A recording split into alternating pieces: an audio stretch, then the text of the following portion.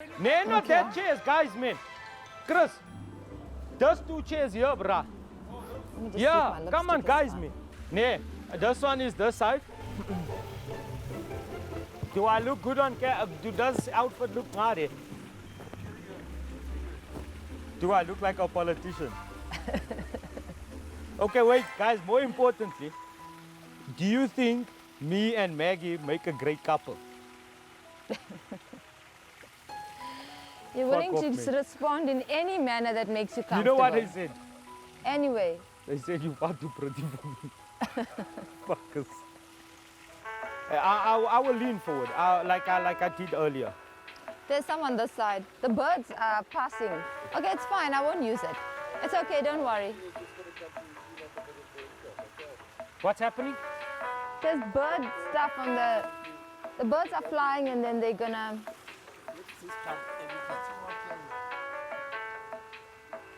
That's not birds. Is that the oh, birds? That's speaking about birds.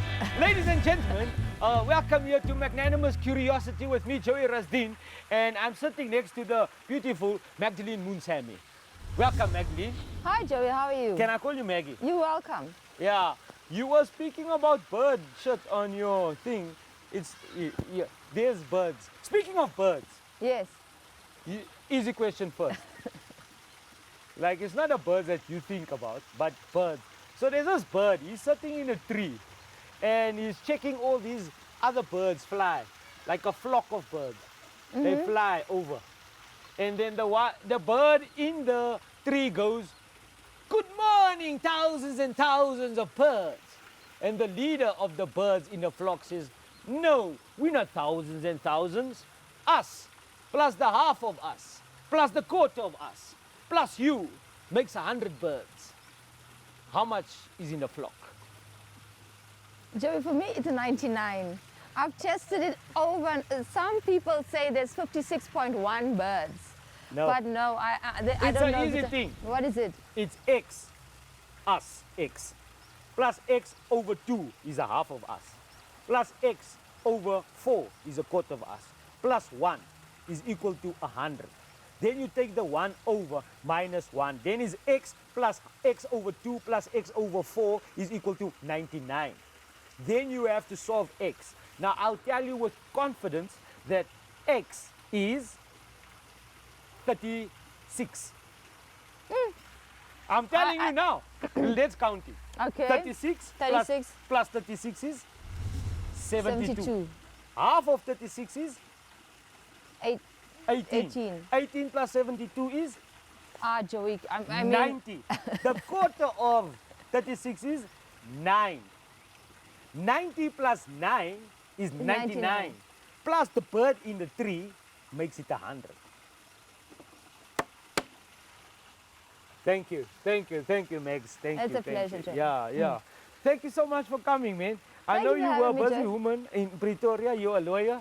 Yes. Yes, and you do very big cases, and you walk around with lots of papers and stuff. Yeah, bags, papers in the bags, Joey. Bags. Yeah. Yeah, we got you a bag here today. Oh, thank you. We got you a nice bag. I must kindly ask you to keep the bag, but in somebody else's house, not even in your house, Joey. No, I got you a nice bag. We got Magdalene a nice bag here for all the papers. It's fine. We leave it here for you for so long while we're doing the interview. So Maggie, when did you start? So firstly, for people that don't know, Magdalene Moonsamy is one of our foremost lawyers. Now she's got Magdalene Moonsamy attorneys, and she's for one of the most revolutionary politicians that I've come across in South Africa. And where did your political career start? It started in the ANC. In the ANC. When did you Yes. join the ANC? We started with activism at around 11 years old, and formally after. You were unbanning- 11. Yes, I was 11. Did you toy when you were 11? To some extent, there were some protests with throwing of dirt around here, Yeah. messing up schoolyards and stuff. Yeah. And thereafter, when we had the opportunity to get our membership, we did. And Membership of what? Of the ANC. Okay. And we started building structures and reorganizing the Youth League at that time. You'll realize that the Youth League was disbanded. So not like it's any different now. Now, yeah, because recently they disbanded. I heard of Brais Magishule. He said that no, they got until February to come up with a new structure. Yes. Apparently, I don't know. To go to a conference, yes. To go to conference. So, so he got disbanded, and then at the time when you started, who was the president at the time of the Youth League? Of the Youth League at the time, it was Malusi Gigaba. So it was coming Malusi from... Gigaba? Yes. He was the president of the Youth League. Did you not know that, Joey? No, I just know about his videos. I think that those videos made him more famous than being president of the Youth League. Did you watch that video? No, I don't have the heart to watch those things, Joey. That video, yeah, it's quite. I think he went to Dr. Riza Mia for a shot. No. So he was I thought it was Fikile Mbulula. Fikile Mbalula followed. Oh, after Malusi Gigaba. Yes. So Malusi Gigaba is older than Fikile Mbulula. Yes. But why does he look younger? Or is it just the video? I think he takes care of his body. So he's always ensuring that he's not losing weight or something like that, yeah. So gaining weight, sorry. Gaining. Yeah. So Fikile, so the mere fact that Fikile is a bit fatter makes him look older than Gigaba. Yes, you must take those notes for yourself as well. Yeah, but I lost weight. I can see. I went on a coconut and banana diet. Not only did I lose weight, now I can climb trees. Yeah. What's you the also lost highest weight, tree? Maggie? I've gained weight, Joey. Oh. Yeah. No, but that time when you were revolutionary. Oh yeah, I was bigger than I am now. Yeah. Yeah. Yeah, when you were revolutionary. So you were part of the ANC Youth League. Yes. For how long? I served 3 terms in the National Executive Committee and then 2 terms in the Provincial Executive Committee. So most of my life until we were disbanded. Were you disbanded again? Oh yeah, Juju. Yes. We'll get to that point. Yeah. So we were disbanded and we had our problems with the ANC. Okay, wait. Yeah. Let's just get to, so after Fikile, who took over? Julius Malema. Julius and Malema, Floyd. yes. No, it was Julius Malema. And It Ronald. it was Ronald Lamola. It was Vuiswa Tulelo. It was Pule Magdalene Mabe Moonsamy. and Pule Mabe and who am I missing? Kinetswe Mosineki. okay. Yes. And so Floyd and I were spokespersons in that term. Okay. Yeah. And then firstly, the Youth League sided with the previous president, Jay-Z. They first sided with him. Yeah. Is that correct? And then, What do you mean by sided? like, Which side? no, I'm like, I know. No, like, let's not bring out law here. Okay, no. no, I'm just Yeah. checking. Now you're speaking like a lawyer now. I'm trying Hey. to balance. Yeah, no, I understand. That was rephrased. Please, that's a butterfly. It's beautiful. It is. I get that in my stomach when I look at you. Thank you, Joey. So now you have it in front of you. Yes, that's how my stomach feels when I have a look at you. Oh, thank you. Let me blush. Yeah, I'm also blushing. Like, for those of you that don't know, I still have a huge crush on Magdalene Moonsamy, a very huge crush on her. It's just, sometimes when you feel less. But that's for another day. Yes, Mags. You sure you don't want this bag? I'm certain. Okay, so I'm coming very back to, like, you see this bag, right? Yeah. I don't know. That bag doesn't look good on you either, Joey. Yeah, okay, let's just throw it in the water. Okay, yeah. Then. Just throw it in the water. Yeah, that is better. Just let it go. Okay, Yeah. let's go. Does that make you feel happy? I'm happy if it was on fire, Joey. I would be Oh. happier. I can get phosphorus and throw it, no sulfur. throw it on the water and it will Then catch fire. catch a light, yeah. No, that, Yeah, that you works. should know because you guys made bombs back in the day, didn't you? HDH bombs and petrol bombs and That's part of what you need to know. There's a handbook, Joey. yeah, So you get a handbook and you get a tank of petrol right, when you get your membership, yeah, and then you get a couple of those strings. yes, So you need to know where to put the petrol, how big it's going to be. You get a jacket. right, So you have to have a jacket that's bigger than you. right. So you put the bombs into the jacket. So you used Floyd's jacket. No, I did not know Floyd at that time. Oh, I don't okay. know if Floyd got the manual and the jacket and the Oh, petrol. Yeah. Okay, okay. I just nowadays they use that putty. They use those other things to make the bombs, but they Okay. only use it by the ATM. So Oh. yeah, we don't use it by the normal. I'll show you. I've got a picture of it. Another friend of mine was trying to sell it to me, and then I said no. Just because I'm Muslim doesn't mean that I do those things. Yeah. Right. No, but we must be serious now, Max. Okay. So you were part of the youth league, and at the time I remember Mr. Mbeki, Thabo Mbeki was the president, and it was prior to Polokwane, and the ANC youth league was like behind Jay-Z for the Polokwane conference. Yes, this is correct. Right. And then and at the time Juju was saying, we'll kill for Zuma. At the time, I don't know. Yes, it was during that time that he was then coming into the presidency of the ANC. Right. And then after that, you said earlier that's when you got fed up with the ANC. No, the ANC got fed up of us. Oh, so the ANC got Yes, fed the up of you ANC guys. got fed up of us. Guys like ASN. Not Not Ace in the necessarily. main. It was provinces, yes. It was Gwede Mantashe to a very big extent. Yeah, because he was SG at the time, wasn't it? Right? It was Zuma, it was Cyril Ramaphosa in the main. It was Derek Hanekom. They were part of the disciplinary committees, and obviously there was a lot of influence around why the positions that we were pushing on policy would be not in line with what the ANC was ready for at that time. Okay. What was the ANC ready for at that time? Absolutely nothing. Because there was no economic policy that can be defended, even now. What about the NDP?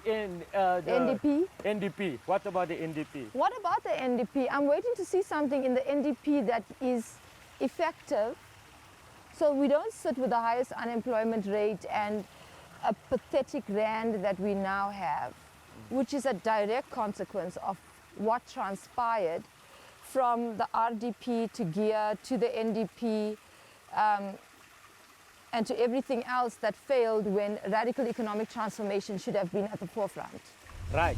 Yes. Speaking of radical economic transformation, out of that situation, freedom fighters was born for this economy. So Yes. they call themselves economic freedom fighters. Were you part of those? Yes. And were you the Secretary General? I was the Treasurer General, Joey. The Treasurer General? Yes. Yes. Okay.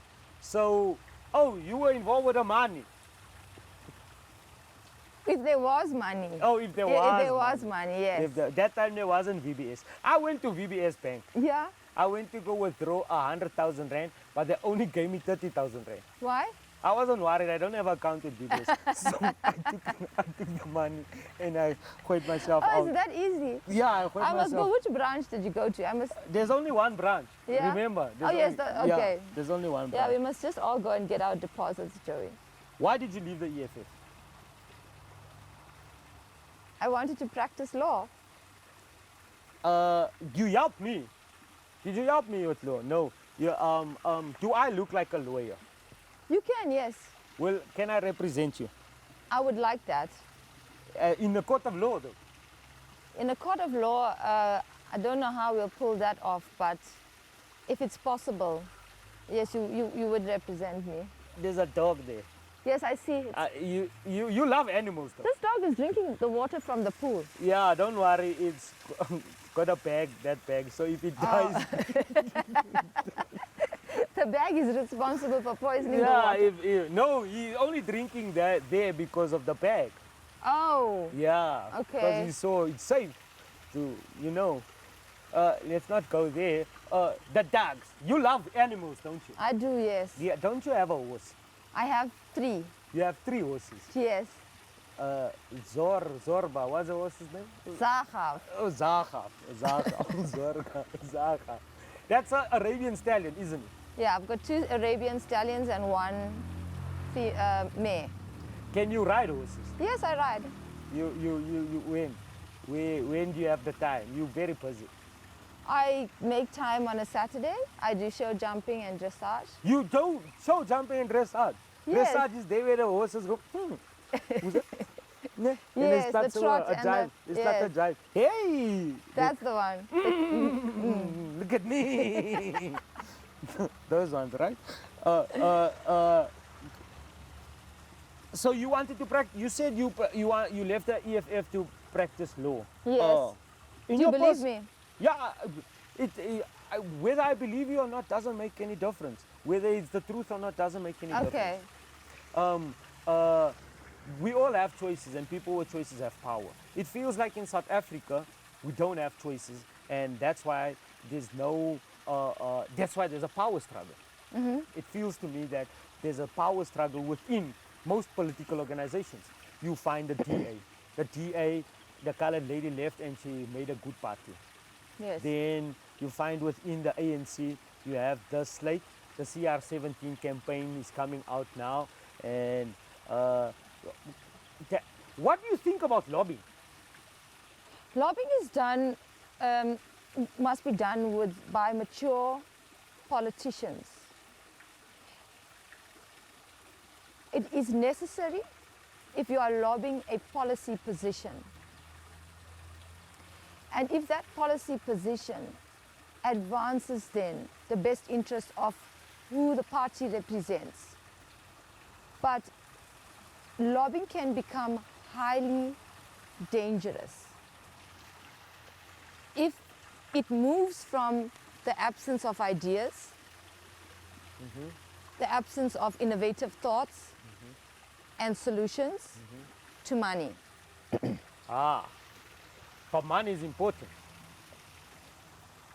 Money is important if there are people who are standing for leadership positions that have earned over time their credentials. Are they unable to sell their leadership?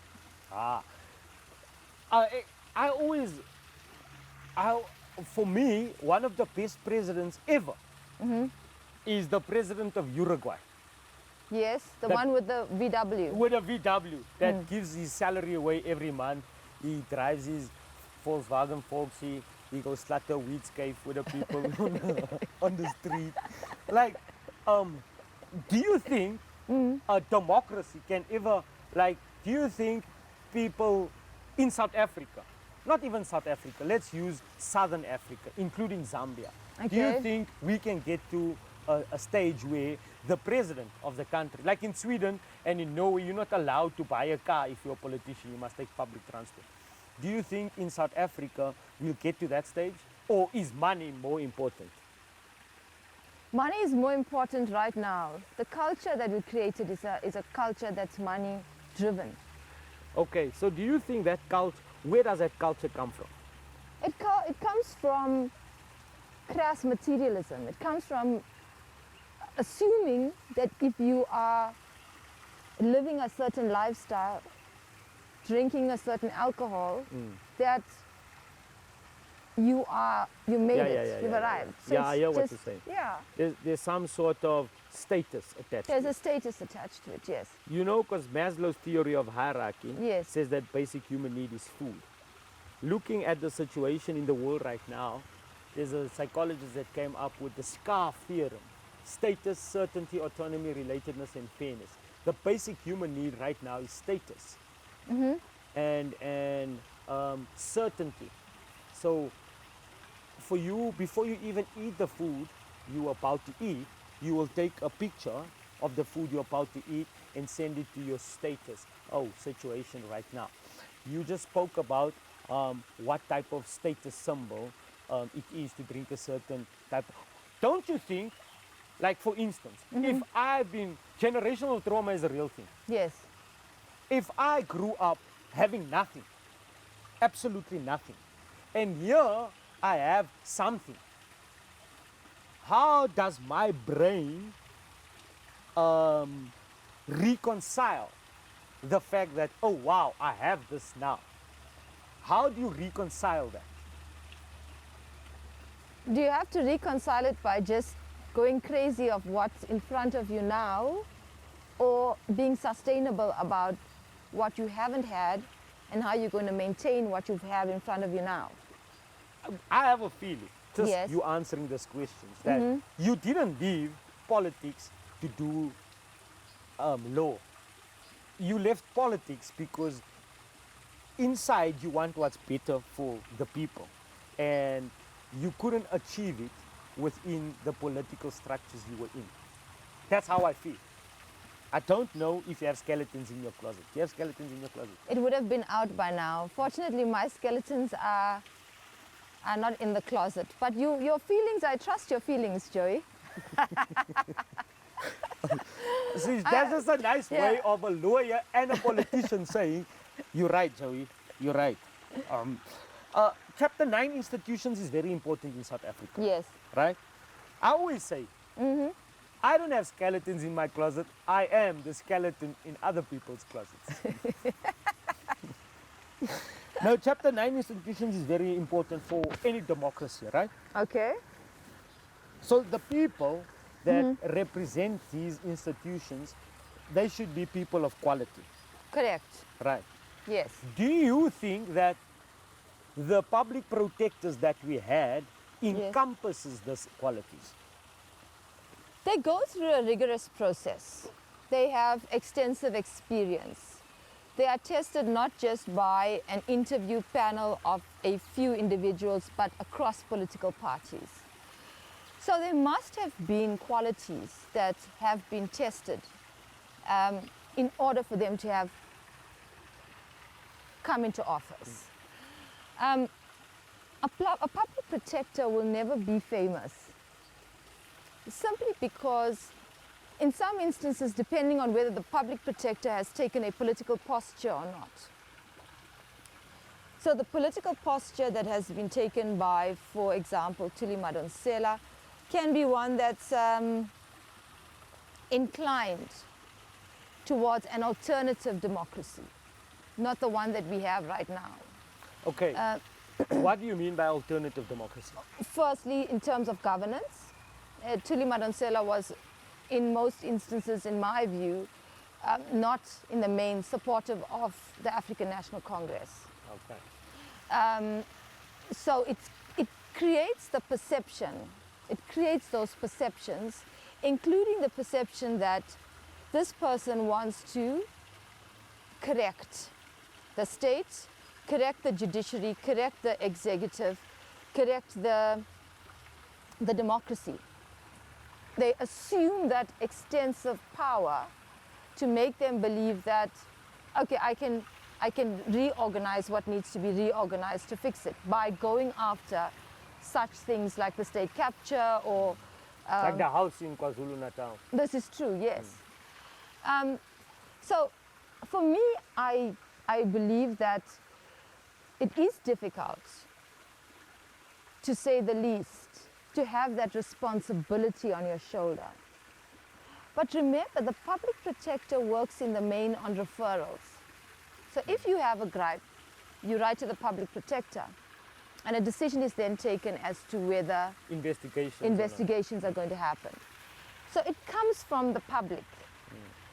So that exonerates them to a large extent. Do you understand? It's not my determination. Yes, I hear you. It's I'm not just following what you're telling me. Yeah, it just creates the hullabaloo that this one wants to take that one down, etc.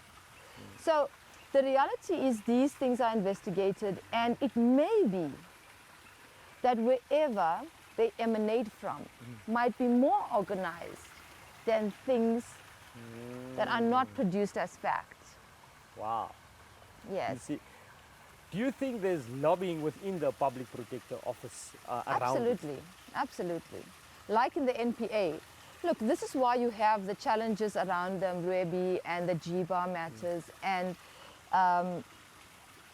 because there is always an interest. I say, journalists create the impression that they have to be objective, but they vote, Joey. Yeah. They You- vote. yeah, Everybody yeah. votes. Yeah, and you still So come there's from always interest. Yes. There's always interest. And you come from a certain point of reference. Yes, there's Yeah. always interest. So, you're speaking about journalists vote and there's always interest. And that leads to polarization. Like I feel right now the political climate is one of polarization, Yes. for lack of better word. I want to come back to the public protector. You say that she goes, or the public protector, whoever, goes through a rigorous form of interviewing and lots of political parties. Why then? When certain things is found by the public protector, people go, no, we don't accept it, we have to challenge it. That's a weakness of paranoia. It's a really, it's a symptom of severe paranoia. And it's something that has been coming for a while. But paranoia generally is not without guilt.